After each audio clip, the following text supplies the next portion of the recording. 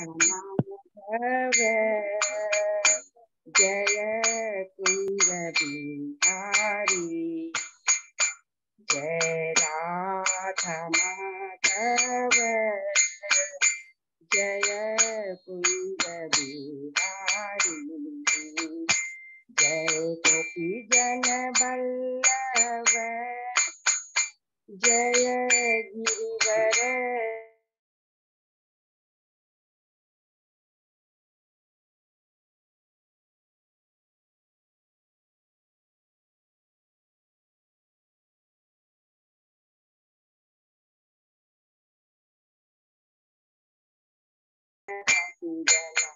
यमुना तीर बनचारी जय राधा माधव जय कुंज बिहारी हरे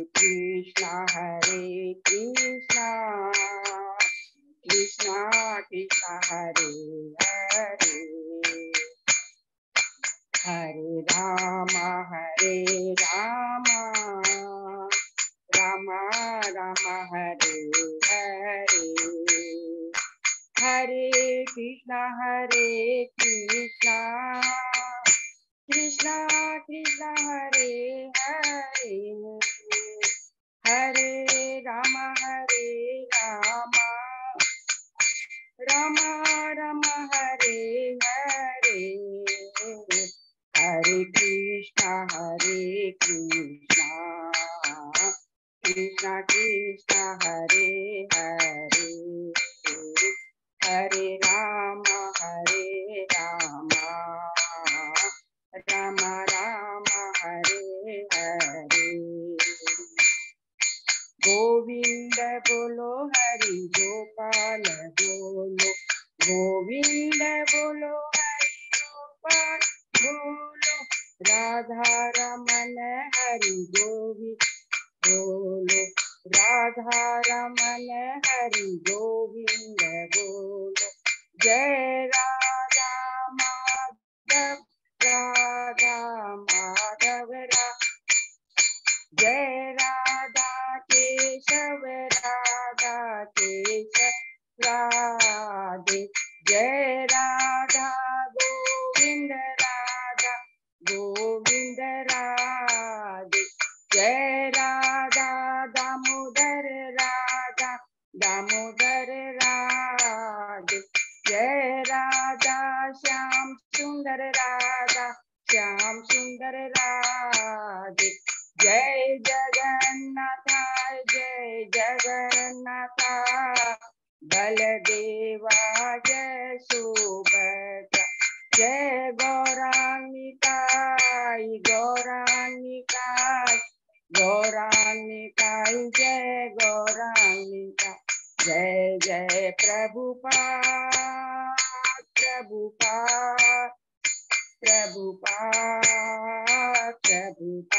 जय जय गुरुदेव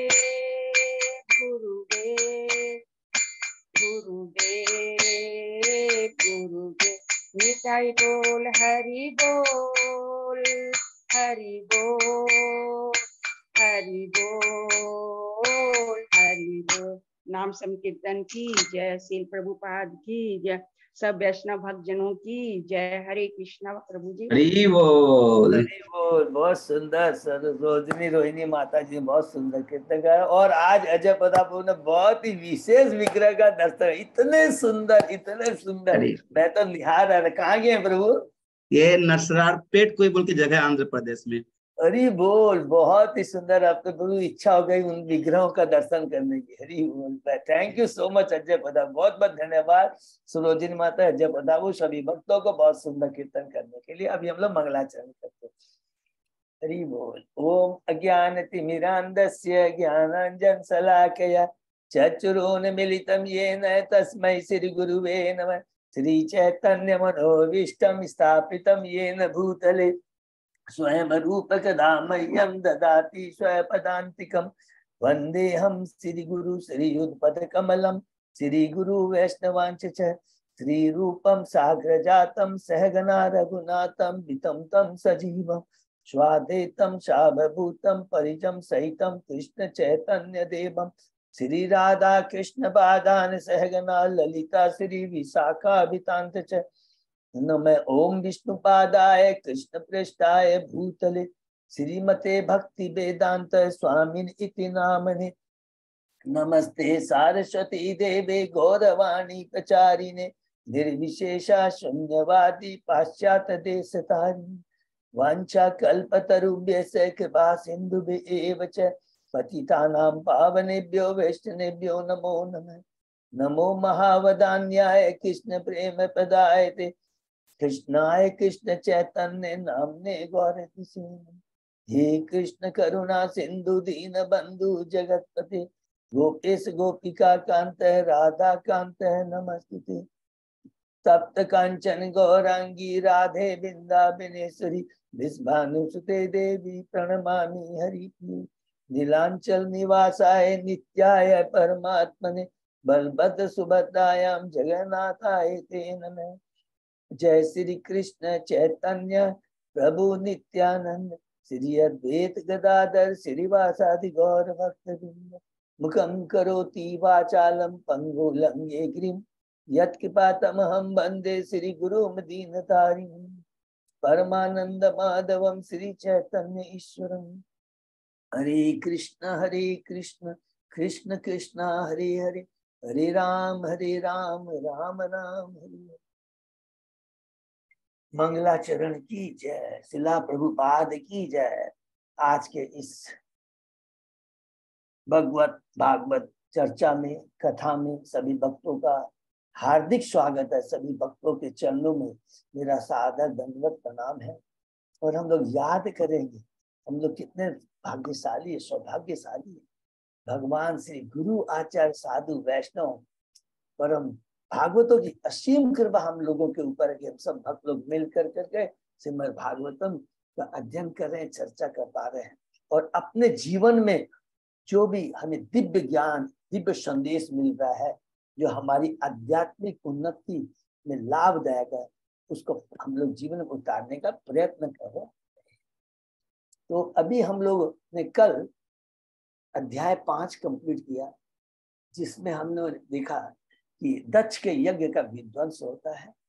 बहुत ही सुंदर इसमें हमने कुछ हमें आदेश, हमें शिक्षाएं मिली। और उसके पहले हम लोगों ने जो 4 अध्याय कंप्लीट किए हैं उसको हम लोग संक्षेप में दोहराते हैं, बहुत संक्षेप में। प्रथम अध्याय है मनु के पुत्रियों की वंशावली। मनु के 3 पुत्रियां हैं, सबको मालूम है, देहुति, आकुति एंड प्रसूति।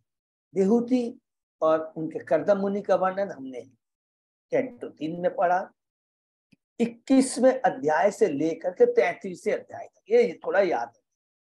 फिर हम लोगों ने कैंटो 4 में प्रथम अध्याय में आकुति, जो उनकी दूसरी पुत्री है, जिसका ब्याह रुचि से हुआ, जिनसे एक कपल उत्पन्न हुआ, यज्ञ और दक्षिणा, उनसे 12 पुत्र उत्पन्न हुए, जिनको हम लोग तुषित कहते हैं। उसके बाद में देहुति के बारे में पढ़ा, देहुति की कन्याओं के बारे में, जिनके देहुति के 9 कन्याएं थी और ब्रह्मा जी के 9 ऋषि पुत्र जो प्रपंच थे, उनसे ब्याह हुआ और उन्होंने इस भौतिक जगत में अच्छी कृष्णमय संतानों को भी दिया है। ये याद रखेंगे।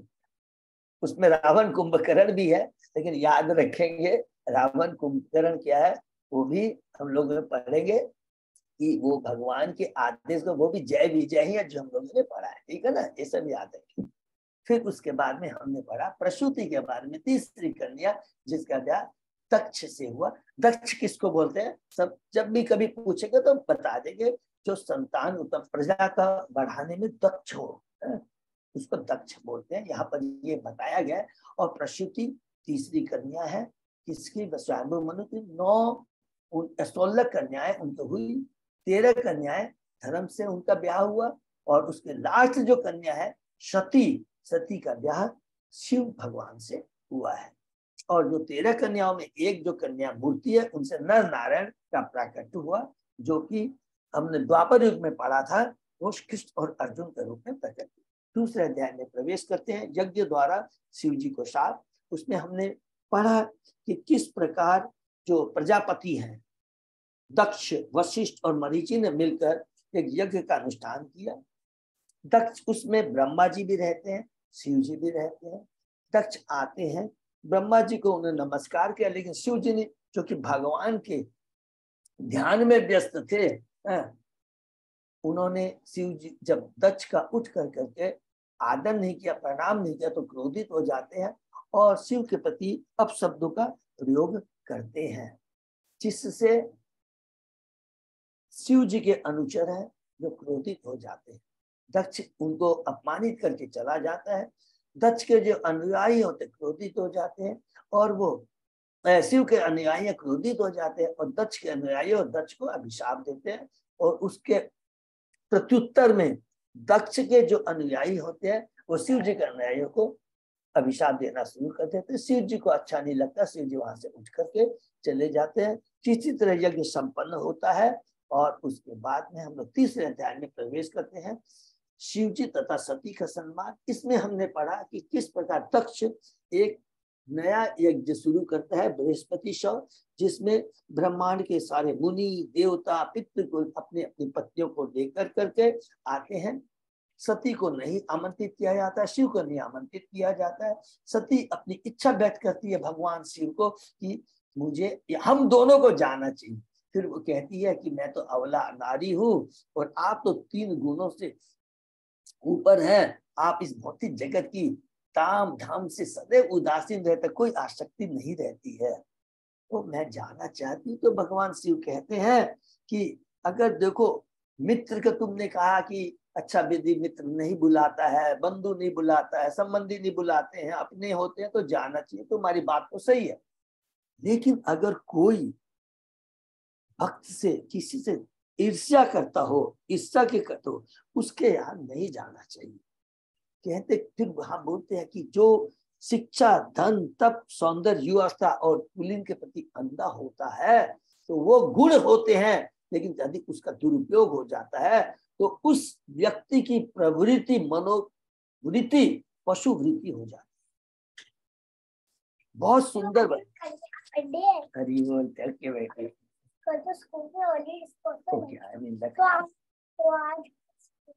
Okay, thank you, best of luck. Hare Krishna. Okay bye.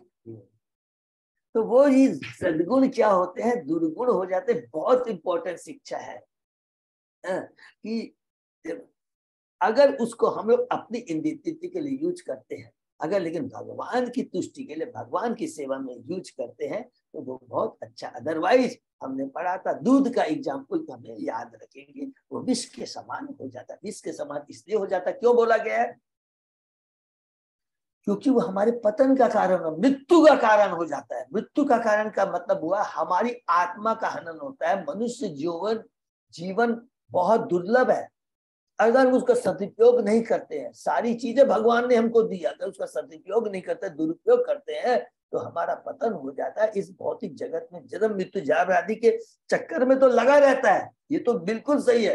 लेकिन सबसे बड़ा नुकसान क्या है कि उसको पशु योनि मिलती है। तमोगुणी के विचार के कारण उसका जो, हमने 84 लाख की योनियों में मनुष्य योनि कितनी दुर्लभ है, अगर उसका सदुपयोग नहीं करते हैं तो जन्म मृत्यु जरा व्याधि का चक्कर तो मान लिया। आज हमारी भी भक्ति पूरी नहीं होती है तो हो सकता है कि, लेकिन हम अगर मनुष्य जीवन का सदुपयोग कर रहे हैं तो कम से कम ये गारंटी है कि अगला जीवन मनुष्य योनि मिलेगी। नंबर 2, हमें ऐसे घर में जन्म मिलेगा जहां शुरू से भक्ति होती रहे। कितनी बड़ी बात है। इसलिए मनुष्य योनि का सदुपयोग करना है, ये ऐसा नहीं करना कि हमें पशु योनि मिल जाए और फिर देखिए मनुष्य योनि तक आने में कितना समय लगता है, करोड़ों वर्षों लग जाए। ये बहुत बड़ी यहाँ पर भगवान शिव द्वारा सती के माध्यम से हम लोगों को एक शिक्षा है। उसके में बहुत बड़ा एग्जाम्पल, बाघ का एग्जाम्पल देते हैं कि जिसकी मनोवृत्ति अपनी प्रतिष्ठा के लिए वो अंधा हो जाता है, अपनी पुत्री को नहीं पूछता है। जिस प्रकार बाघ अपने बच्चों को तो प्यार करता है, लेकिन समय आने पर उसको भी खा जाता है। फिर कहती है सती, तुमको जाना उठना चाहिए था, हे प्रभु मेरे पिता का सम्मान करना चाहिए। शंकर भगवान बहुत सुंदर बात कहते हैं, अरे तुम ऐसी बात करती, ऐसा नहीं बोलते, बोलती है कि बहुत सुंदर बात कहता है, ये भी एक हमेशा याद रखेंगे। अगर कोई प्रश्न करता है, क्रोधित हो, उस समय ऐसा नहीं कि हम भी क्रोधित हो जाए। ये बहुत बड़ी शिक्षा है। भगवान श्री क्रोधित नहीं होते सती के ऊपर। वो कहते हैं कि ये सती, उस समय वसुदेव अवस्था में था, मैं 3 गुणों से ऊपर था और वासुदेव भगवान श्री कृष्ण के ध्यान में था। बहुत सुंदर बातें कहती है। और जब हम भगवान अपनी इंद्रियों को, अपनी सारी चेतनाओं को, मन बुद्धि को भगवान की सेवा में लगा देते हैं, तो ये गारंटी है कि कभी भी हमारी चेतना कलुषित नहीं होगी, कभी गलत विचार नहीं आएंगे। सारी इंद्रियां, सारी वस्तुएं उसी तरह हो जाएगी जिस प्रकार लोहे को अग्नि से तपाया जाता है और तांबे से बिजली को तांबे से प्रभावित किया जाता है। ये 2-3 एग्जाम्पल बार बार बहुत इंपॉर्टेंट। इसलिए यहाँ पर हमें हमेशा भगवान की ही सेवा में सारी इंद्रियों को, अपने जो भी कुछ संपत्ति यश है, देखिए याद रखेंगे, कहीं भी नहीं लिखा गया है पूरी भागवतम में, कहीं भी गीता में, भगवान किसके कितने सुंदर है। जो चीज मैंने दी है यहाँ पर कोई खराब नहीं, अगर उसका सदुपयोग किया जाए। क्योंकि अगर हमारे पास धन संपत्ति कुछ भी है, शरीर मन सुंदर है, सब कुछ है, अगर हम उसको भगवान की सेवा में लगाते हैं तो वो क्या हो जाता है, वो प्रसाद बन जाता है। और प्रसाद के रूप में हम कुछ भी चीज भोगते हैं, वो कभी भी हमारी मनुष्य चेतना को खराब नहीं करता है। अगर हम भगवान को भोग लगाए बिना कोई खाते तो हम चोर हैं। ये हमने गीता के 3 अध्याय में पढ़ा, बहुत दिव्य ज्ञान। तो इसलिए अंत में कहते हैं भगवान शिव, हे सती तुम्हें वहां नहीं जाना चाहिए, क्योंकि भगवान और भगवान के भक्त अंतर्यामी होते हैं। वो जान जाते हैं कि उसका क्या होने वाला है। मैं तुम्हें खो दूंगा, तुमको अपयश मिलेगा, मैं तुमको खो दूंगा। ऐसे नहीं कि खो दूंगा तू मेरी पत्नी है, मेरी नहीं, तुम एक परम वैष्णव है। परम वैष्णव प्रति अपराध होगा, उस अपराध को मैं सहन नहीं कर, और न तुम सहन कर पाएगी, क्योंकि तू जानती है कि वहां पर मेरा अपमान और वो तूने, तो एक वैष्णव दूसरे वैष्णव के प्रति अपराध को सहन नहीं कर सकता। ये बहुत सुंदर शिक्षा 3-4 अध्याय में हम प्रवेश करते हैं। सती द्वारा शरीर त्याग, जिसमें सती डिसीजन लेती है शिव भगवान के मना करने के बाद में कि मैं तो वहां जाऊंगी। वहां पर जाती है, उनकी माता ने उनका आदर किया, बहनों ने आदर किया, मौसियों ने आदर किया, लेकिन शिव दक्ष उनके पिता ने कुछ भी नहीं बोला, कोई बात नहीं है, उसको वो सहन कर लेती। लेकिन जब यज्ञ स्थल में जाती है, देखती है शिव के चरणों में अपराध है, शिव को उसके यज्ञ का भाग नहीं मिला है, तब सती गुस्सा हो जाती है। और ये चीज हमको याद रखना, कहाँ भी वैष्णव के प्रति अपराध होता है चरणों में, हमें चुप नहीं बैठ। कहती है भगवान शिव के बारे में तुम जानते नहीं पिता, उनका कोई प्रतिबंधी नहीं है, उनके लिए कोई भी शत्रु नहीं है। वो तो ऐसे हैं जो दूसरे में थोड़ा भी गुण होता है उसके गुण को बढ़ा चढ़ा करके बोलते हैं। इसलिए हमेशा कहते हैं कि मनुष्य तभी महान बनता है जो सद्गुण जिनमें होते हैं। अरे तुम तो देहात्म बुद्धि वाले होते हैं जो हमेशा अपनी पद के लिए लालायित रहते हैं। वो तो उनकी आदत हो जाती है परम वैष्णव की हमेशा निंदा करना, और तुम उनमें से एक हो। शिव तो हमेशा शुद्ध चेतना में रहते हैं, और हमने पढ़ा था शुद्ध चेतना, शुद्ध जीवन किसको बोलते हैं, जो कि हमेशा कृष्ण संबंधित हमारे कार्य होते हैं। और चेतना कैसी होनी चाहिए, मतलब ये ज्ञान है कि मैं शरीर नहीं, मैं आता हूं, नंबर 1। दूसरा, मैं भगवान का अंश हूं। 2, तीसरा, मैं भगवान की सेवा के निमित्त हूं। ये 3 चीजें हमेशा याद रहेंगे तो हमेशा ये अपने को गारंटी से बोल सकते हैं मैं शुद्ध चेतना में, इसमें कोई प्रॉब्लम। जब ये चीजें हमेशा याद रहेगी तो हमारे सारे कार्य भी 100% कृष्णमय होंगे, एकदम गारंटी है। ये गुरु महाराज बार बार रिपीट करते हैं। और फिर कहती है भगवान शिव का कोई दुश्मन नहीं है।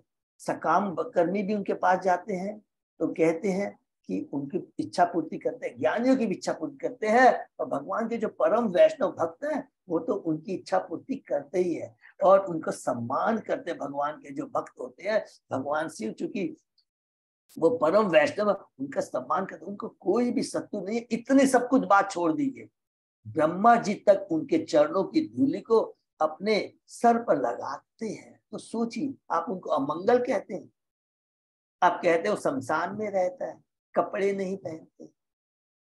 तो इतनी सुंदर बात कह कर करके वो कहती है अंत में कि भगवान शिव तो परम है, मुझे ये गर्व है कि मैं शिव की पत्नी हूं, लेकिन मेरे को शर्म आती है कि मैं आपकी पुत्री हूं।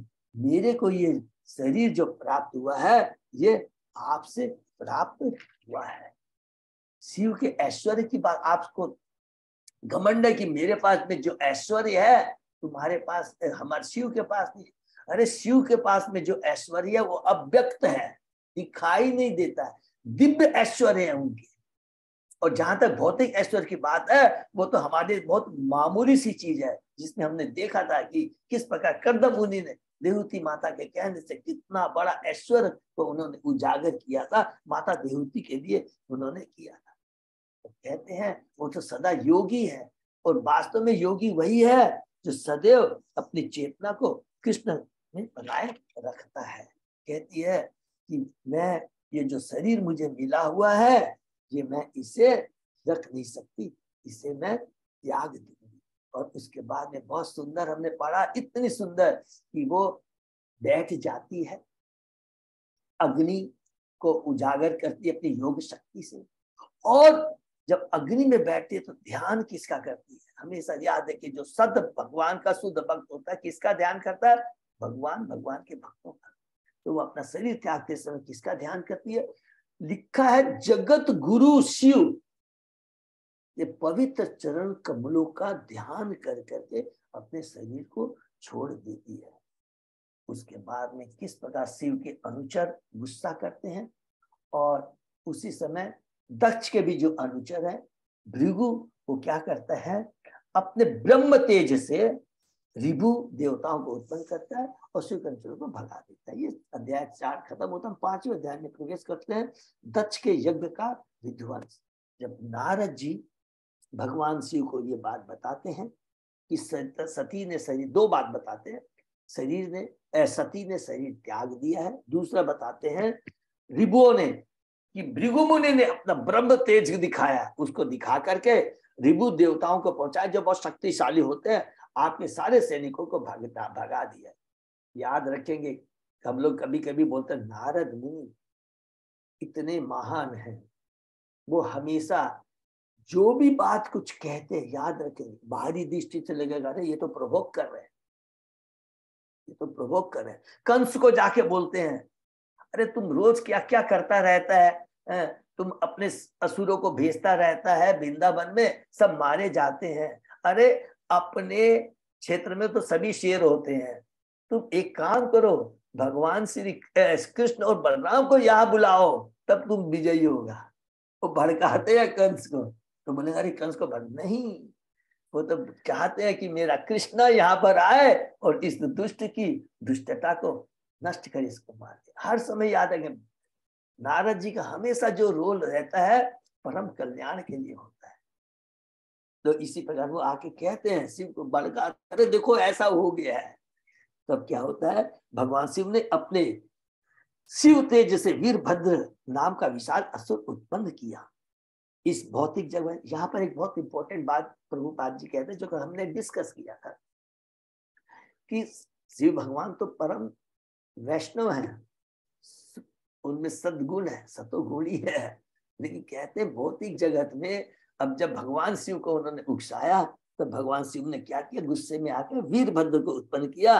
तो प्रभुपाद जी कहते हैं इस भौतिक जगत में कभी कभी सतोगुण तथा तमोगुण में स्पर्धा चलती रहती है, यही इस भौतिक जगत की रीति है। भले कोई सतोगुण क्यों ना हो, संभावना यही है कि उसमें रजोगुण तमोगुण का भी कुछ अंश मिला रहता है। प्रजापति दक्ष को लेकर भगवान शिव तथा भृगु मुनि के बीच का यह संघर्ष प्रकृति के विभिन्न गुणों के मध्य स्पर्धा का उज्जवल उदाहरण है। और ये चीज यहाँ पर जो बताएंगे सब, इसका मतलब आप कृपा करके ये मत समझिएगा अरे भगवान शिव भी इस तरह के हो गए, नहीं, ये बताते हैं ये बद्ध जीवों के लिए हमारे में सतगुण है, सतोगुण है, लेकिन शुद्ध जब तक सतोगुण में नहीं पहुंचेंगे तो जो रजोगुण और तमोगुण की थोड़ी सी जो मात्रा है ना, वो कभी कभी हमको डिस्टर्ब कर सकती है।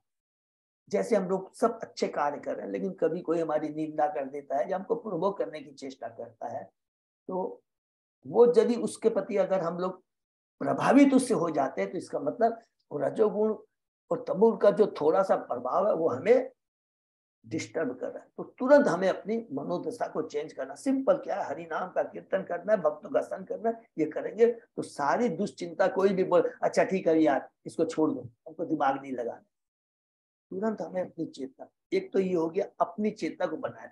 लेकिन एट द सेम टाइम अगर हम को एक गुरु ने, आचार्य ने कार्य दिया है, तो इसका मतलब ये नहीं कि आप शांत बैठ जाए। तब हम लोगों को प्रॉपर वे में, प्रॉपर सिस्टम के अनुसार से ये चीज डिस्टर्ब ना हो। हमारी आध्यात्मिक जो प्रचार चल रहा है उसमें कोई इंटरफेयर कर रहा है, उसमें हमें एक्शन लेना चाहिए, लेकिन प्रॉपर चैनल के थ्रू। अपनी चेतना को खराब नहीं करना, ये दोनों में डिफरेंस। अपनी चेतना को कुल नहीं करना, लेकिन इसका मतलब ये नहीं कि जहां गलत हो रहा था वहां चुप भी बैठे, तो दोनों में बहुत फर्क है। अपनी चेतना को बिना अच्छे रखते हुए एक्शन लेना है थ्रू प्रॉपर चैनल, ठीक है। फिर उसके बाद में हमने पढ़ा वीरभद्र के आने से ब्रह्मांड में पूरी आंधी उत्पत्ति को देखकर पुरोहित, यजमान, ब्राह्मण सभी घबरा गए और कहते हैं कि अरे अभी तो जो प्राचीन गृह है तो बहुत शक्तिशाली राजा है, तो एक शक्तिशाली राजा के होते हुए ये चीज कैसे हो सकती है। तो यहाँ प्रभुपाद कहते हैं जब शासक सही होता है, शक्तिशाली होता है, कृष्ण राजर्षि होता है। जो राजर्षि किसको बोलते हैं? जो राजा होता है लेकिन वो भगवान का भक्त होता है, इसलिए राजर्षि कहते हैं। जो इसका उद्देश्य होता है प्रजा का प्रॉपर ख्याल रखना और प्रजा को कृष्ण के प्रति जोड़ना, ये कार्य होता है राजर्षि का। तो वहां पर फिर कहते हैं, नेक्स्ट में पढ़ा कि वहां पर उस यज्ञ में देखिए प्रसूति का कितना उन्होंने ग्लोरीफाई किया। यहाँ पर श्लोक है वहां पर एक दक्ष की पत्नी प्रसूति समझ जाती है कि यह संकट सती की मृत्यु के कारण हुआ, अर्थात एक वैष्णव के प्रति अपराध हुआ है, इसीलिए ये संकट आया। ऐसा नहीं है, क्योंकि जब भगवान कुपित हो जाता है, भगवान के भक्तों के प्रति अपराध हो जाता है, तो ये संकट आना ही आना है, ये हमेशा याद रखें। फिर हम लोगों ने ये महात्मा शब्द का बहुत सुंदर, जो कि हमारे पी के लीला प्रभु ने पूछा था और हमारे मोहन प्रभु ने बहुत अच्छे से बताया था। महात्मा शब्द तो वास्तव में किसके लिए उपयोग किया जाता है? जो भगवान के शुद्ध भक्तों तो उनके लिए ही आता है, क्योंकि गीता में ये इंपॉर्टेंट श्लोक 9वें अध्याय का 13वां श्लोक में कहते हैं कि महात्मा नस्तु माम पार्थो देवी प्रकृति आश्रिता। भगवान के जो भक्त होते हैं, जो महात्मा होते हैं, हमेशा अंतरंगा शक्ति भगवान के संरक्षण में होते हैं। कभी कभी ये जो महात्मा बोला गया है यहाँ पर, यदि दक्ष को बोलेगा व्यंग के अनुसार, व्यंग के हिसाब, व्यंग पूर्वक बोला गया है, अरे ये तो बहुत बड़ा महात्मा है, जैसे हम लोग कसते हैं ना, व्यंग कसते हैं, तो वो महात्मा नहीं है। महात्मा तो भगवान के भक्त होते हैं। फिर हमने पढ़ा कि शिव के जो अलग अलग अनुचर थे, बहुत सुंदर लिखा है। मणिवाण ने किसको पकड़ा? भृगु को पकड़ लिया। वीरभद्र ने प्रजापति दक्ष को पकड़ लिया। चंडेश ने पूषा को और नंदीश्वर ने भग देवता को बंदी बनाया। ये चारों, ये क्या है? भगवान शिव के चरणों में उन्होंने अपराध किया था। किन किन ने? भृगु ने, पूषा ने, दक्ष ने और भग देवता ने, ये चारों ने अपराध किया था। फिर यहाँ पर पढ़ते हैं, वीरभद्र ने भृगु मुनि की मूछें नोच ली। फिर वीरभद्र ने भग को, जो भृगु मुनि जब शिव को शाप दे रहा था तो अपनी भौहें मटका रहा था। भग का क्या दोष था? जब भृगु मुनि अभिशाप दे रहा था शिव भगवान को, तो भी अपनी भौहें मटका रहा था। तो बच्चे ने क्या किया? उसकी आंखें निकाली। उसके बाद वीरभद्र ने दक्ष तथा पूषा के दांत उखाड़ दिए। क्यों उखाड़ लिए? क्योंकि इन लोगों ने जब शिव जी को अभिशाप दिया जा रहा था तो एक ने दांत दिखाए थे और दूसरा दांत दिखाकर हंस रहा था, तो दोनों के दांत उखाड़। इस प्रकार अंत में वीरभद्र ने यज्ञशाला में लकड़ी की बनी यूप से, जो कि पशुओं के द्वारा जिसका वध किया जाता है, दक्ष का धड़ खत्म कर दिया, निकाल दिया और उसको यज्ञ के आहुति यज्ञ अग्नि में डाल दिया। और इस प्रकार ये कार्य कर करके वीरभद्र शिव भगवान के और अनुचरों को लेकर करके कैलाश चले जाते हैं। तो यहाँ तक का ये हुआ कि दक्ष का किस प्रकार यज्ञशाला का विध्वंस हुआ और दक्ष का वध हुआ। और अब आगे हम लोग नेक्स्ट चैप्टर में प्रवेश करेंगे। बहुत सुंदर चैप्टर है, ब्रह्मा द्वारा शिव जी को मनाना। हरि बोल, ये बहुत सुंदर चैप्टर की। अब ब्रह्मा जी जाते हैं भगवान शिव के पास में, और जब भगवान शिव के पास में जाते हैं, भगवान के कैलाश धाम में जाते हैं, उस समय का वातावरण और भगवान शिव की क्या पोजीशन है, चेतना, बहुत सुंदर वर्णन। इसको हम लोग पढ़ते हैं, शुरू करते हैं। अध्याय 6। ओम नमो भगवते वासुदेवाय। ओम नमो भगवते वासुदेवाय। ओम नमो भगवते वासुदेवाय। नारायण नमस्कृत्य नरं चैव नरोत्तमं देवी सरस्वती व्यासं ततो जयम् उदीरये।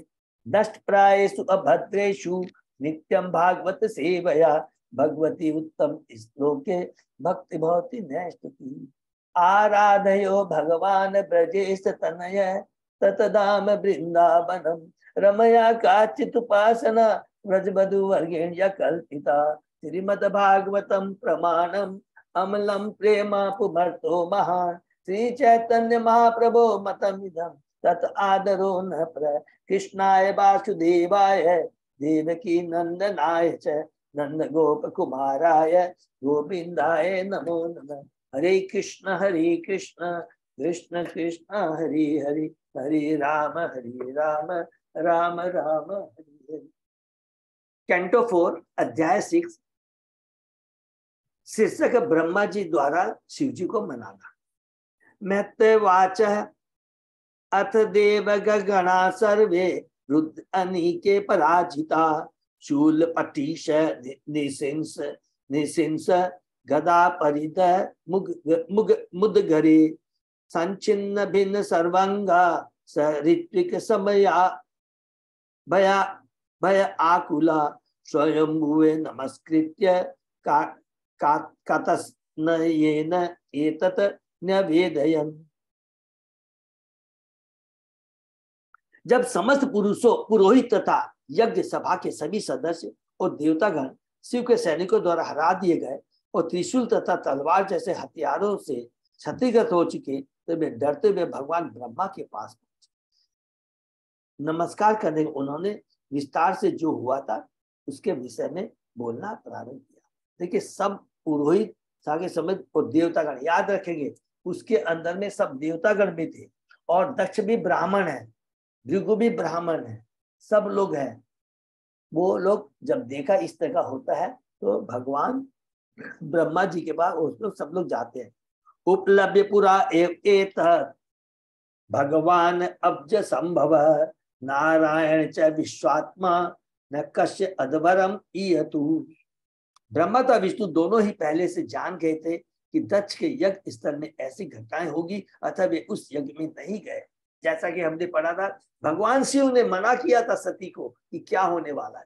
जो भगवान के भक्त होते हैं, भगवान जान जाते हैं कि ये क्या होने वाला, इसका परिणाम क्या होगा, तो वो मना करते। उसी प्रकार शिव जी भी और भगवान ब्रह्मा और विष्णु दोनों जब ये दक्ष ने यज्ञ शुरू किया था नहीं गए, क्योंकि उन्होंने समझ गया दक्ष की क्या चेतना होगी कि वो सबको बुलाएगा, भगवान शिव को नहीं बुलाएगा, सती को नहीं बुलाएगा, उनके चरणों में अपराध होगा, उसके चलते ये होगा। इसलिए न तो शिव वहां न तो ब्रह्मा गए और न विष्णु यज्ञ स्थल में नहीं गए। जैसा कि भगवत गीता में कहा गया है, वेदाम समतीतानि वर्तमानानि चार्जुन। भगवान कहते हैं जो कुछ भूतकाल में घटित हो चुका और भविष्य में जो कुछ होने जा रहा है वह सब जानता हूँ। भगवान विष्णु सर्वज्ञ है, अतः वे जानते थे कि दक्ष की यज्ञशाला में क्या होगा। इसी कारण से वे न तो नारायण और न ब्रह्मा की दक्ष के महान यज्ञ में सम्मिलित हुए। हरि बोल। तदा कन विभूप्राह तेजी असी कितागशी क्षेमाय तत्सा भूयात न प्रायेण भूसताम। जब ब्रह्मा ने देवता तथा यज्ञ में सम्मिलित होने वाले सदस्यों से सब कुछ सुन लिया तो उन्होंने उत्तर दिया, यदि तुम महापुरुष की निंदा करके उसके चरण की अवमानना करते हो तो यज्ञ करके तुम कभी सुखी नहीं रह सकते। हरि बोल, तुम्हें इस तरह से सुख की प्राप्ति नहीं होती। कितना सुंदर यहाँ पर बोलते हैं। ब्रह्मा ने कहा, यद्यपि दक्ष सकाम यज्ञ कर्मों के फल भोगना चाहता, किंतु जब कोई शिव जैसे महान पुरुष का अपमान करता है तो वह भोग नहीं कर सकता। यह तो अच्छा हुआ कि दक्ष युद्ध में मारा गया, क्योंकि यदि वह जीवित रहता तो वह बारंबार महापुरुष के चरण कदम को अपमानित करता। हरि बोल। ये सब देखिए कितनी इंपॉर्टेंट बातें हैं भागवतम में, कि जो भी जिसकी चेतना कलुषित हो जाती है, जो अति करता है, तो उसे मार देना चाहिए। इसलिए राजा जब भी किसी दोषी को गलत कार्य करता है उसको दंड देता है, और जब कोई जघन्य कार्य करता है तो उसको लाइफ इम्प्रिजनमेंट, मृत्यु दंड, उसे मृत्यु दंड देता है, किसी को लाइफ इम्प्रिजनमेंट देता है। किस लिए देते हैं? इसमें उसका कल्याण है, कि जिससे वो और आगे ज्यादा गलती न करे। ये बहुत इंपॉर्टेंट चीजें हैं, ये हमेशा याद। इसका मतलब दक्ष को जो मारा गया है वो उसकी भलाई के लिए हुआ, ये चीज हमें आगे समझ में आ जाएगी। ये पनिशमेंट बहुत जरूरी है। इसलिए कभी कभी बच्चे भी गलती करते हैं, हम लोग उसमें खुशते हंसते हैं, नहीं अरे बड़ा एंजॉय करते हैं, नहीं। प्रभुपाद जी ने कहा है 5 साल से लेकर के 15 साल तक की जो बच्चे बच्चियां होती है उस पर मिलिट्री शासन होना चाहिए। उस समय अगर आप उनके देखा रहे नहीं बच्चा ये करेंगे तो वो हाथ से निकल जाएगा। ये बहुत इंपॉर्टेंट, सब भागवतम में प्रभुपाद जी इतनी कृपा करते, अपने तात्पर्य के माध्यम से बताते रहे। और अगर उस पर उस समय कंट्रोल कर लिया जाता है, वो हीरा बन जाएगा, कभी भी उसके बाद में वो गलत लाइन में नहीं जाएगा। वो कच्ची, वो बहुत इंपॉर्टेंट एज होती है। 1 से 5 तक बहुत प्यार करना चाहिए, माने 1 से 4 साल तक। जैसे 5 साल में एंट्री करता है, 5 से 15 साल तक उनका बहुत माने एक मिलिट्री शासन, ये बहुत है। क्योंकि वह जीवित रहता, वह बार-बार महापुरुषों के चरण कमलों में अपमानित करता। मनु के नियम से यदि कोई व्यक्ति हत्या करता है तो दंड उसके हित में होता है। हरि बोल। क्योंकि यदि ऐसा न होता वह बारंबार हत्याएं करके भविष्य में अनेक जन्मों तक बंधता रहेगा। हरि बोल। फलता हत्यारों को राजदंड उचित होता है। जो अधिक पापी है, यदि वे भगवान की कृपा से मार डाले जाते हैं तो उनके लिए अच्छा होता है। दूसरे शब्दों में ब्रह्मा ने देवताओं को बताया कि दक्ष का मारा जाना अच्छा ही रहा। देखिए कितनी इंपॉर्टेंट चीज है, हम अपने प्रैक्टिकल जीवन में देखते हैं। 1 मिनट डिस्कस करेंगे। अब जज कभी किसी को पनिशमेंट देता है, किसी को आजीवन कारावास देता है, या किसी को बोलता है तुमको मृत्यु दंड देता है, तो जज का इसमें कोई इंटरेस्ट है क्या?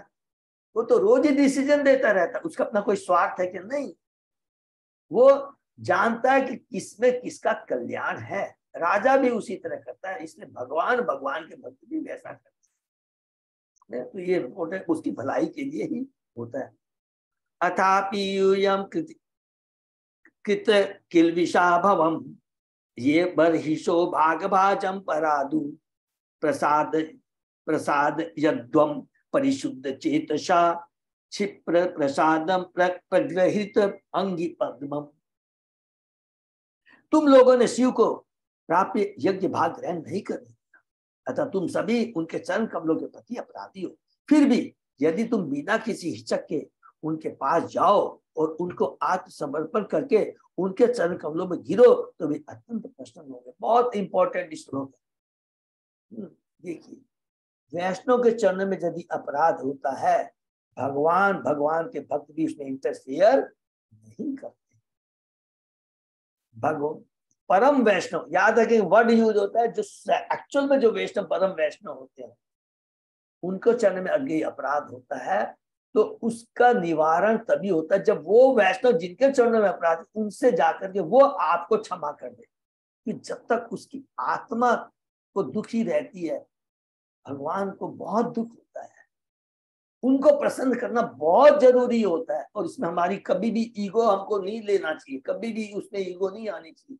अगर हम अपना कल्याण चाहते हैं नंबर 1, और हम भगवान को खुश देखना चाहते हैं नंबर 2, दोनों चीज याद रखें। शिव को आशुतोष कहा गया जाता है। आशु का अर्थ बड़ी जल्दी तथा तोष का अर्थ प्रसन्न होना। देवताओं को सलाह दी गई है कि वे शिव के पास जाकर क्षमा मांगे, और चूंकि शिव शीघ्र ही प्रसन्न हो जाते हैं अतः उनका काम बन जाएगा। ब्रह्मा जी शिव के मन की बात अच्छी तरह से जानते थे और उन्हें विश्वास था कि उनके चरण कमलों के अपराधी देवता वहां जाकर बिना इच्छा के आचरण करने पर अपने पापों से मुक्त हो जाएंगे। देखिए, अगर हम किसी के प्रति अपराध करते हैं, जिनके प्रति अपराध करते हैं, ये हमेशा नोट करके रखेंगे, उनकी चेतना में कभी कलुषित नहीं होती है। वो कभी मन में ये नहीं रखता कि मेरे प्रति अपराध हुआ। न तो ये भगवान शिव ने रखा, न अम्बरीश महाराज ने ऐसा रखा। दोनों इंपॉर्टेंट एग्जाम्पल। कोई भी जो परम वैष्णव होता है वो कभी भी, क्यों, सबको मालूम होगा क्या, जो स्वरूप सिद्ध व्यक्ति होता, हमने क्या पढ़ा है, मान अपमान सुख दुख लाभ हानि में वो इनडिफरेंट होता है, उसका कोई असर नहीं होता। क्यों ऐसा होता है? क्योंकि वो 3 गुणों से ऊपर होता है। लेकिन चूंकि जिसने अपराध किया उसका भी कल्याण हो, इसलिए ब्रह्मा जी कहते हैं, अरे मूर्खो, तुम लोग जाओ उनसे आशीर्वाद लो जिससे तुम्हारा कल्याण, उनका कुछ नहीं होने वाला है, वो तो परम वैष्णव है। तो एक एक चीज में बहुत तत्व ज्ञान है। आशा नाम जीवितम अदवरस्य लोक सपालक पितेन यस्मिन् तम आसुदेवम प्रेया विहीनम क्षमापयद्वयम हृदि विद्वम दुरुक्ते। ब्रह्मा ने उन्हें यह भी सलाह दी कि शिव जी इतने शक्तिमान है कि उनके कोप से समस्त लोक तथा उनके प्रमुख लोकपाल तुरंत ही विनष्ट हो सकते हैं। देखिए कितनी बड़ी बात है। उन्होंने यह भी कहा कि हाल ही में अपनी प्रियतमा के निधन के कारण विशेष रूप से दुखी है और दक्ष के कटु वचनों से अत्यंत मर्मा है। ऐसी स्थिति में ब्रह्मा ने उन्हें सुझाया कि उनके लिए यह कल्याणप्रद होगा कि वे तुरंत उनके पास जाकर उनसे क्षमा मांगे। ब्रह्मा जी की ये सलाह है।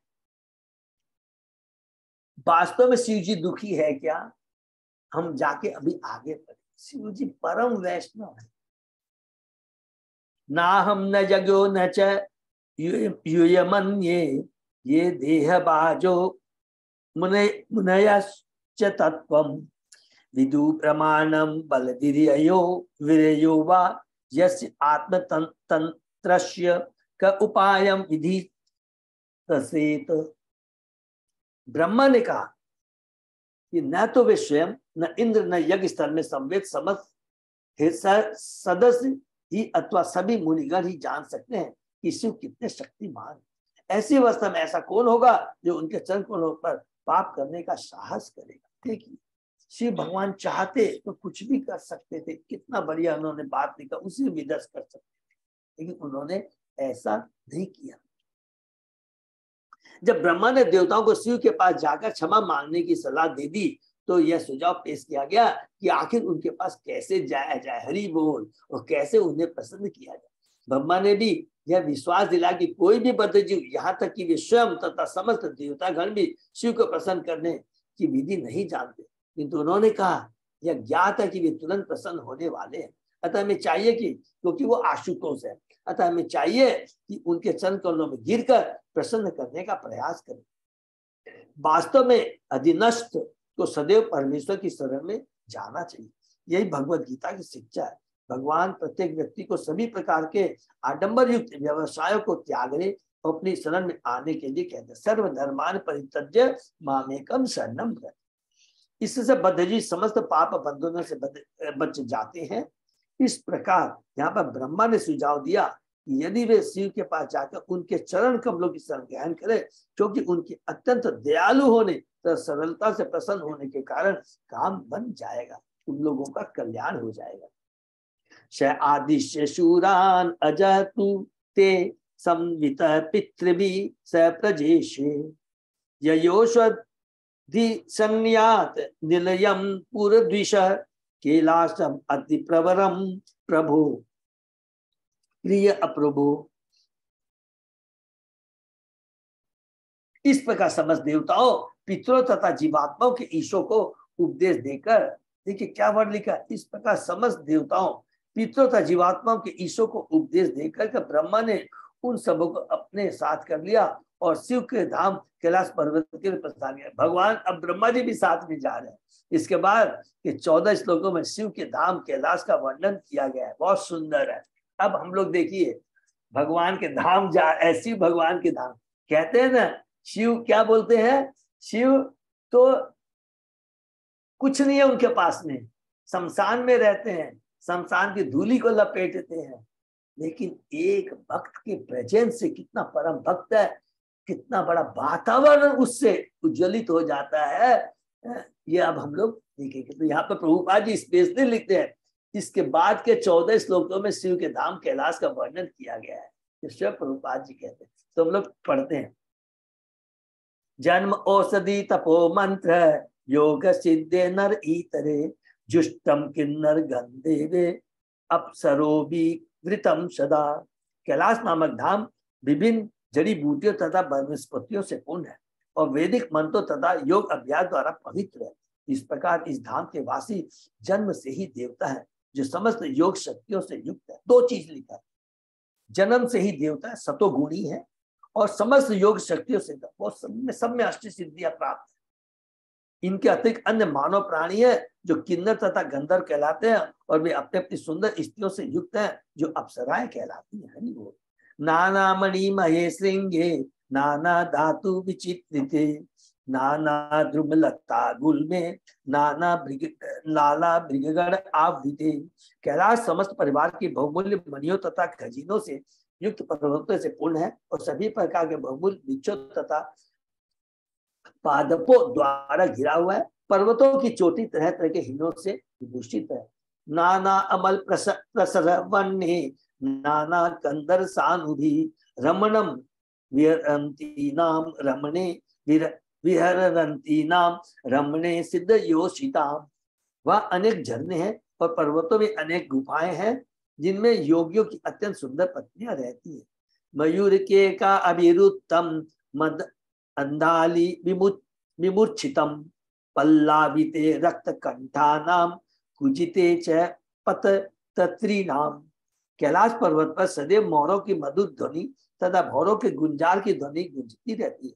कोयले सदैव गाती रहती है और अन्य पक्षी परस्पर कूंजते कलवर करते रहते हैं। आयंतम इव उत्हस्ते द्विजान काम दुदे ध्रुमे दजंतम इव मातंगे घृणंतम इव निर्झरी। वहां पर सीधी शाखाओं वाले ऊंचे ऊंचे वृक्ष है जो मधुर पक्षियों को बुलाते प्रतीत होते हैं, और जब हाथियों के झुंड पर्वतों के पास से निकलते हैं तो ऐसा प्रतीत होता है मानो कैलाश पर्वत उनके साथ चल रहा है। जब झरनों की प्रतिध्वनि सुनाई पड़ती है तो ऐसा प्रतीत होता है मानो कैलाश पर्वत शब्द कर रहा हो। मंदारे परिपारिजाते च शरणे च उपशोभितम तमाले शाल ताले च कोविदार आसन अर्जुने।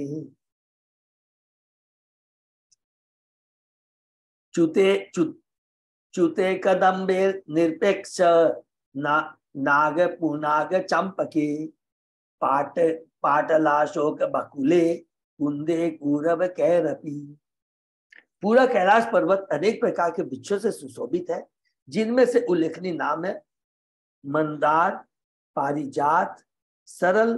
देखिए पारिजात वृक्ष भी वहां देखिए, मंदार, पारिजात, सरल, तमाल, ताल, कोविदार, आसन, अर्जुन, आम्र जाति, कदम्ब, धूली कदम्ब, नाग, पुनाग, चंपक, पाटल, अशोक, बकुल, कुंद तथा कुल। हरि बोल। कदम के वृक्ष है जो भगवान कृष्ण को बहुत प्रिय है। पारिजात वृक्ष जो सत्यभामा मांगी थी, यहाँ पर लिखा है सब भगवान शिव के धाम में है। ऐसे वृक्ष सूझे जिनमें सुगंधित पुष्प निकलते हैं। स्वर्णार्ण सत्पत्रे च वररेणुक जाति भी कुंभजके मल्लिकादि च माधवी भी च मंडितम। अन्य वृक्ष भी हैं जो पर्वत की शोभा बढ़ाते हैं, यथा सुनहरा कमल पुष्प, दारचीनी, मालती, कुब्ज, मल्लिका तथा माधवी। पंसोदुम्बर अस्वस्थ हिंगू भी पलक्ष ग्रोध हिंदू भी भुर्जे औषधि भी पूगे राज पूगे च जम्बुवी। कैलाश पर्वत जिन अन्य वृक्षों से सुशोभित है वे हैं कटियानी कटहल, गूलर, बरगद, पाकड़, न्यग्रोध्र तथा हिंग उत्पादक वृक्ष। इसके अतिरिक्त सुपारी, भोजपत्र, राजपुट, जामुन तथा इसी प्रकार के अन्य वृक्ष हैं। खरजूर, आम्रातक, आम्र आद्य, प्रियाल, मधुगेंग, गुदे, द्रुम जाति भी अन्ये च राजितम वेणु किच्चके। वहां आम, प्रियाल, मधुक तथा इंगुद के वृक्ष हैं। इसके अतिरिक्त पतले बांस, कीचक तथा बांसों की अन्य किस्में कैलाश पर्वत को सुशोभित करने वाली है। कुमुदो उत्पल कल्हार सतपत्र बन रिद्धि भी नलिनी शुकलम कूजत खग वृंदो पर शोभितम। मृगे शाखा, मृगे क्रोडे, मृग इंद्र ऋक्ष सल्यके, गवये सर्वे व्याघ्रे रूरूबी महिषादिवी। वहां कई प्रकार के कमल पुष्प हैं, यथा कुमुद, उत्पल, सतपत्र। वहां का वन अलंकृत उद्यान सा प्रतीत होता है और छोटी छोटी झीलें विभिन्न प्रकार के पक्षियों में भरी हुई है जो अत्यंत मीठे स्वर से चहकती है। साथ ही कई प्रकार के अन्य पशु भी पाए जाते हैं, यथा मृग, बंदर, सुअर, सिंह, ऋक्ष, शाही, नीलगाय, जंगली गधे, लघु मृग, भैंसे इत्यादि जो अपने जीवन का आनंद उठाते हैं। कर्णांत एक पद अववाश्ये निर्जुष्टम विकनाभिनी, कदली खंड सनरुद्ध नलिनी पूलिन श्रीयम। वहां पर तरह तरह के मृग पाए जाते हैं, यथा कर्णांत्र, एक पद, अश्वास्य वृक्ष तथा कस्तूरी मृग। इन मृगों के अतिरिक्त विविध केले के वृक्ष हैं जो छोटी छोटी झीलों के तटों को सुशोभित बनाते हैं। पर्यस्तम नंदया सत्या स्थान पुण्यतरो दया विलोक्य भूतेश गिरिम विबुद्धा विस्मयम ययु। वहां पर अलकनंदा नामक एक छोटी सी झील है जिसमें सती स्नान किया करती थी। यह झील अत्यंत शुभ है। कैलाश पर्वत की विशेष शोभा देखकर सभी देवता वहां के ऐश्वर्य से परम चकित थे। माने सब देवता जा रहे हैं और देखकर वो चकित हो जाते हैं कि भगवान शिव का देखिए धाम का है, कितना वहां पर सारी चीजें हैं। हम कंपेयर कर सकते हैं जो कि गोलोक धाम में जो सारी चीजें, फूल, सब कुछ, स्वर्ग में सब कुछ यहाँ पर है। श्री भागवत चंद्रिका नामक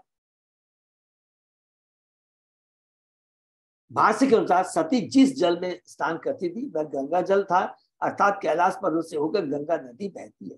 ऐसा कथन स्वीकार हो सकता क्योंकि गंगा जल शिव के जटाओं से होकर भी बहता था।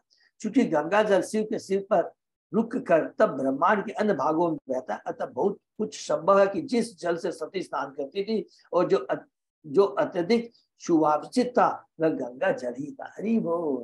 देखिए बड़े बड़े जो आचार्य हैं कितना सुंदर यहाँ पर टिप्पणी करते हैं। ददृशु तत्र ते रम्याम अलकाम नाम वे पुरी वनम सौगंधिकम चापी यत्र तत् नाम पंकजम। इस प्रकार देवताओं ने सौगंधिक नामक वन में अलका नामक विचित्र सुंदर भाग को देखा। यह वन कमल पुष्पों की अधिकता के कारण सौगंधिक कहलाता है। सौगंधिक का अर्थ है सुगंधि से पूर्ण। कभी कभी अलका को अलकापुरी कहते हैं जो कुबेर के धाम का भी नाम है, किंतु कैलाश से कुबेर का धाम नहीं देखा जा सकता। अतः यहाँ पर निर्दिष्ट अलका कुबेर की अलकापुरी से पृथक है, अलग है। वीर राघव आचार्य के अनुसार अलका का अर्थ असामान्य रूप से सुंदर है। देवताओं ने जिस अलका भूभाग को देखा वहां सौगंधिक नामक कल्प पुष्प पाए जाते हैं जो अपनी सुगंधि बिखेरते रहते हैं।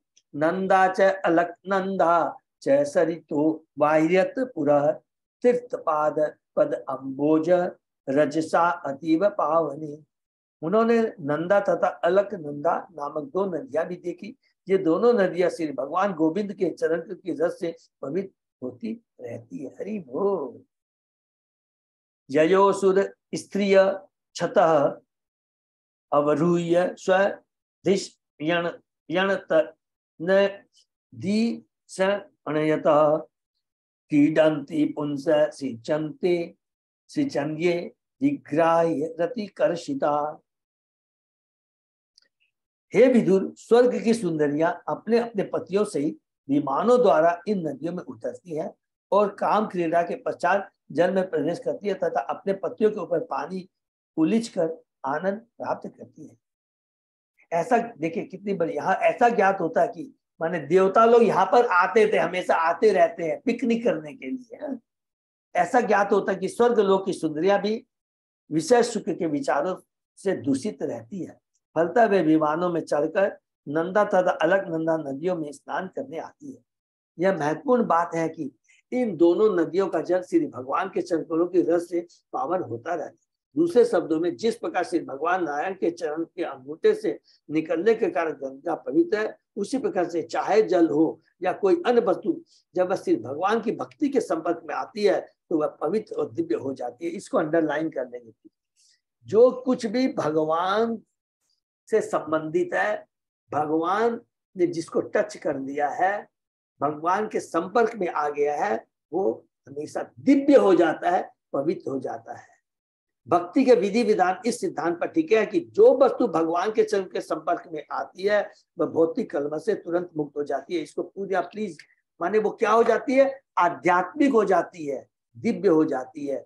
चाहे वो हमारा शरीर हो, हमारी चेतना हो, हमारी मन हो, हमारी बुद्धि हो, हमारी इंद्रियां हो, हमारे पास जो भी संपत्ति धन ऐश्वर्य है, अगर उसको भगवान से जोड़ देंगे तो वो क्या है? दिव्य हो जाएगा, कलुषित नहीं होगा। और उसको हम प्रसाद के रूप में ग्रहण करते हैं तो कुछ भी उसका हम कोई भी कर्म बंधन से नहीं बंधेंगे। स्वर्ग लोक की सुंदरियां विषय जीवन के दूषित विचार लेकर पवित्र नदियों में स्नान करने के लिए आते। कितनी बड़ी बात यहाँ लिखा है। देखिए, स्वर्ग लोक की सुंदरियां विषयी जीवन से दूषित विचार लेकर पवित्र नदियों में स्नान करने के लिए आती है और अपने पतियों पर पानी उछाल आनंद। इस संबंध में दो शब्द अत्यंत महत्वपूर्ण है। रतिकर्षिता का अर्थ है कि रति सुख के पश्चात सुंदरियां क्लांत हो उठती है। यद्यपि वे शारीरिक आवश्यकता में काम सुख को स्वीकार करते, किंतु बाद में वे प्रसन्न नहीं होती। अन्य महत्वपूर्ण बात यह है कि श्री भगवान गोविंद को तीर्थपाद कहा गया है। तीर्थ कहता है पवित्र स्थान तथा पाद कहता है भगवान के चरण कमल। लोग पवित्र स्थानों में अपने पाप बंधनों से छूटने के लिए जाते हैं। कहने का तात्पर्य है कि जो लोग श्री भगवान कृष्ण के चरण कमलों में अनुरक्त हैं, वे स्वतः पवित्र हो जाते हैं। भगवान के चरण कमलों को तीर्थपाद कहा गया क्योंकि उनके संरक्षण में सैकड़ों हजारों साधु पुरुष स्थानों में पवित्र बनाते हैं। गौड़ी वैष्णव संप्रदाय के महान आचार्य श्री नरोत्तम दास ठाकुर का उद्देश्य है कि हमें विभिन्न तीर्थ स्थानों में जाने की आवश्यकता नहीं है। बहुत इंपॉर्टेंट बात है। निसंदेह एक स्थान से दूसरे स्थान तक की यात्रा कष्टकारक, किंतु जो बुद्धिमान होता है वो गोविंद की शरण में जाता है, जिसे वह अपनी तीर्थ यात्रा के परिणाम स्वरूप स्वतः गोविंद की शरण में जाता है। जो कोई भी गोविंद के चरण कमल की सेवा में अटल है वह तीर्थपाद है। भगवान के जो भक्त हैं सदैव अपने हृदय में तीर्थ को धारण करके रहते हैं। जब भी हम लोग कोई भी स्थान में जाते हैं, तीर्थ स्थान में बिना किसी परम वैष्णव के संग नहीं जाना चाहिए, नहीं तो वो एक तरह का एक्सकर्शन हो जाता है, पिकनिक हो जाता है। पिकनिक के लिए गए थे। जो कोई भी सिर्फ गोविंद के चरणों की सेवा में अटल है वह तीर्थपाद है। उसे तीर्थ स्थलों में भ्रमण करने आवश्यकता नहीं है, क्योंकि भगवान के चरण की सेवा में लिप्त रहकर वह ऐसी यात्रा से समस्त लाभ उठा सकता है। हरि बोल। तीर्थी कुर्वन्ति तीर्थानि, ऐसे स्थान शुद्ध भक्तों की उपस्थिति के कारण पवित्र हो जाते हैं। देखिए, विदुर जी के लिए भी कहा था, है? किसने कहा था? तीर्थ का युधिष्ठिर महाराज ने। यदि भगवान या उनका भक्त किसी स्थान में रहता है तो वह स्वतः तीर्थ स्थल में परिणत हो जाता है। यदि भगवान या उसका भक्त किसी स्थान में रहता है तो वह स्वतः तीर्थ स्थल में परिणत हो जाता है। इसको भी अंडरलाइन कर। दूसरे शब्दों में, ऐसा शुद्ध भक्त जो 100% भगवान की सेवा में तन्मय रहता है, स्वरूप सिद्ध व्यक्ति जो समाधि में रहता है, विश्व के किसी भी भाग में रह सकता है और वह स्थान शीघ्र ही पवित्र स्थल बन जाता है जहां वह भगवान की क्षमता उनकी सेवा कर सकता है। हरि बोल। अर्थात अगर हम लोग भगवान के शुद्ध भक्तों की सेवा करते हैं, समझ लीजिए वही सारे तीर्थ स्थान है, सब कुछ वहीं पर है और हमारा जीवन धन्य हो जाता है। इसलिए हमें भगवान के सब भक्तों की सेवा बहुत जरूरी है करनी। नंबर 1। नंबर 2, यहाँ हम लोगों ने क्या पाया, जो स्वर्ग का सुख भी है, जो कि स्वर्ग की देखिए रानियां देवियां हैं, वो उनको आनंद प्रदान नहीं कर सकती, क्योंकि भौतिक आनंद, ये गारंटी है, नोट करके रख लीजिए, भौतिक आनंद हमको आनंद नहीं दे सकता। भौतिक आनंद तो किसको देता है? शरीर का सुख है। आत्मा का आनंद तो केवल क्योंकि आत्मा आध्यात्मिक है, आध्यात्मिक चीज को आध्यात्मिक चीज चाहिए, आत्मा आध्यात्मिक है। इसलिए भगवान की भक्ति, भगवान के नाम गुण नाम का श्रवण कीर्तन आध्यात्मिक है, उसी से उनको तुष्टि हो सकती है। तो स्वर्ग का सुख भी जो है, जो आत्मा को, परम वैष्णव को, भक्त को सुख प्रदान नहीं कर सकता। ये चीज हमने पढ़ा था, कहाँ पढ़ा था? देवहूति माता। देवहूति माता को भगवान कपिल कहते हैं कि तुम जो कहते हो कि तेरी चेतना कलुषित हो चुकी है, मेरी चेतना से कलुषित, तो तुम्हें क्या करना चाहिए?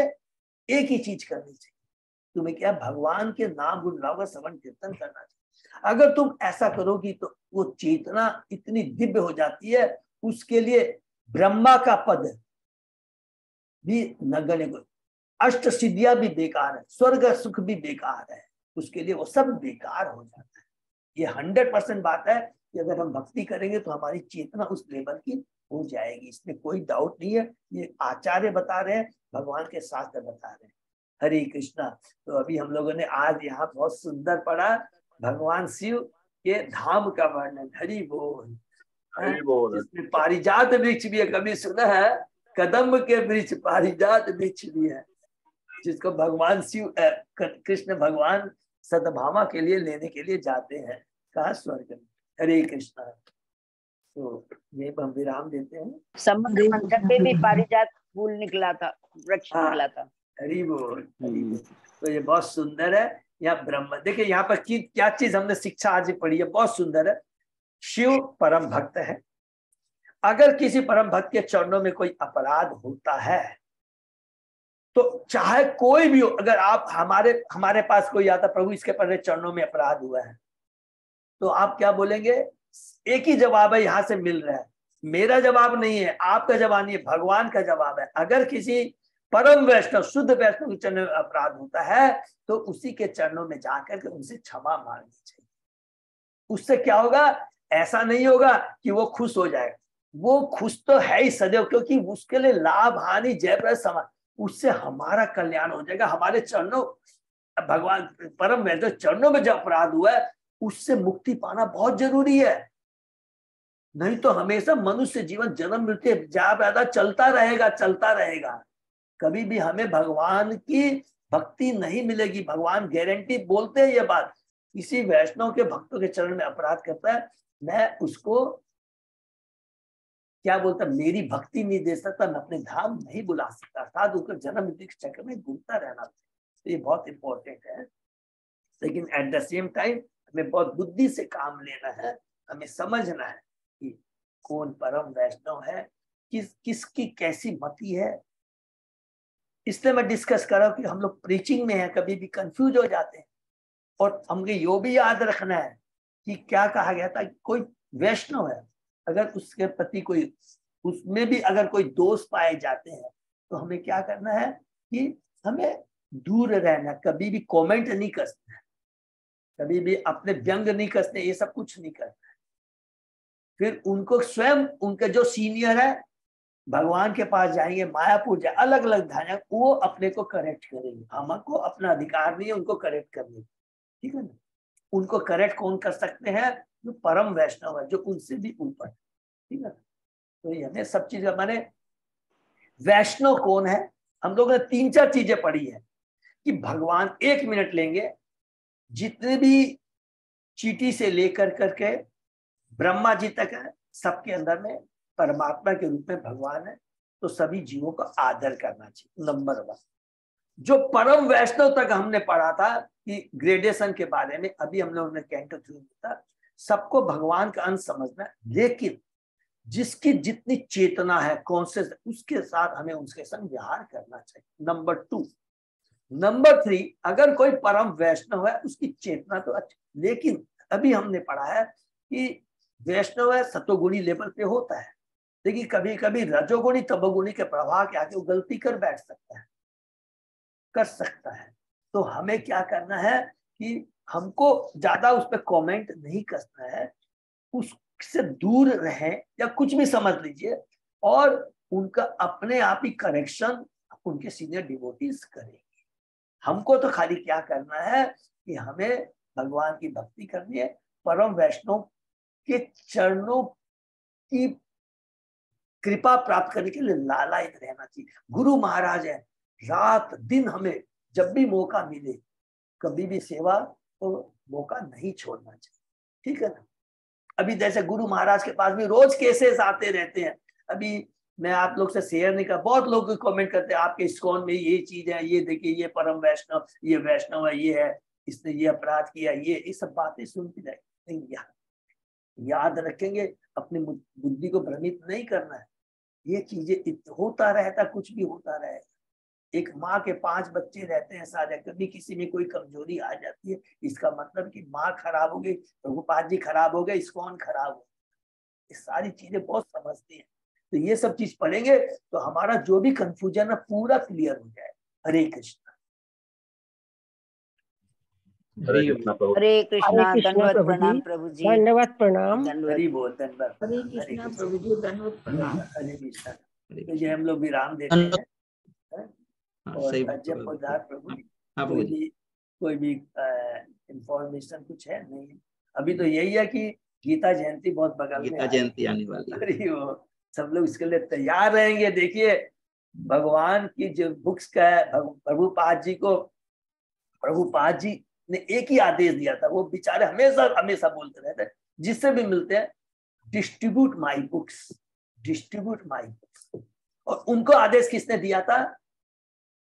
उनके गुरु ने कहा था, अगर तुम्हारे पास में थोड़े भी पैसे हो, इवन मंदिर के जो मार्बल है उनको भी तोड़ करके पैसे आते हो, तो बुक्स लिखो, बुक्स को लिखो, बुक्स का प्रचार करो, जो कि प्रभुपाद जी ने निभाया। और सेम चीज हम लोग को बोला, इसलिए हमें अभी से तैयार हो जाना चाहिए। हरे कृष्णा।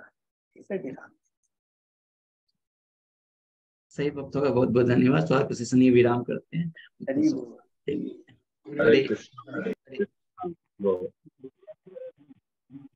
हरे कृष्ण प्रभु, दंडवत प्रणाम। प्रणाम।